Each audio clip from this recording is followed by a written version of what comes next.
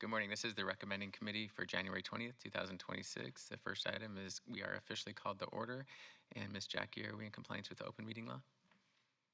Yes, we are. Thank you so much. Item number 3 is public comment. Comment during this portion of the agenda must be limited to matters on the agenda. If you have something you'd like to say, please step forward now. Hearing and seeing none, we'll move on to item number 4 for possible action to approve the final minutes by reference to the January 5th, 2026 recommending committee. I'll entertain a motion. Move to approve. We have 2 motions. This is a big one. I'll entertain them both, and please vote and post.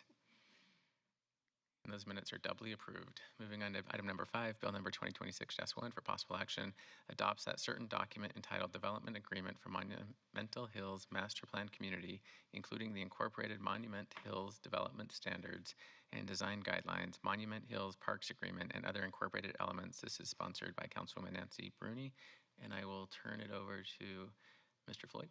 Yes, thank you, Mayor Pro Tem Seth Floyd, for the record. Real quickly, this item, you've seen this before. You've seen the development agreement. This is essentially a ministerial step that is required to adopt an ordinance. But just to give you a quick summary of what Monument Hills is, it is located in Ward 6, 940 acres, about 6,000 units of housing, a military housing community, a 10-acre city park, and a 30-acre parcel devoted for economic development, future economic development. And I'm happy to answer any questions. If not, John Radilla, Assistant City Attorney, has something he'd like to comment on, a clarification or change. I don't have any questions. Are there any up here? Mr. Radilla? Yes, Council. Subject to discussions with the developer, we thought needed some clarification language regarding the economic development parcel in the timelines for development, and those changes, very minor, were submitted to the city clerk for the record. Can you highlight what those changes are? Yes. Essentially, the city has 7 years to acquire an economic development partner, and if during that time the economic development partner doesn't commence construction within 3 years after we negotiate a disposition and development agreement with that economic development partner, the developer has the opportunity to purchase the property back from the city at the cost we acquired it from the developer.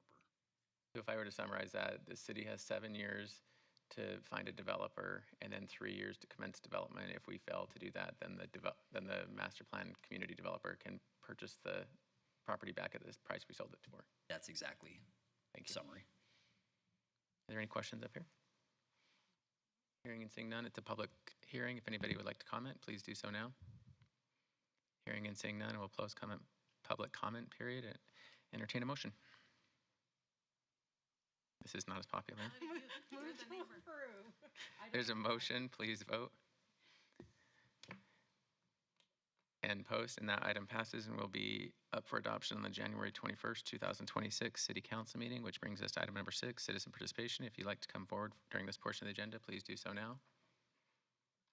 Hearing and seeing none, we'll close our public comment period and we can adjourn today's meeting at 10:03. Thanks, everyone.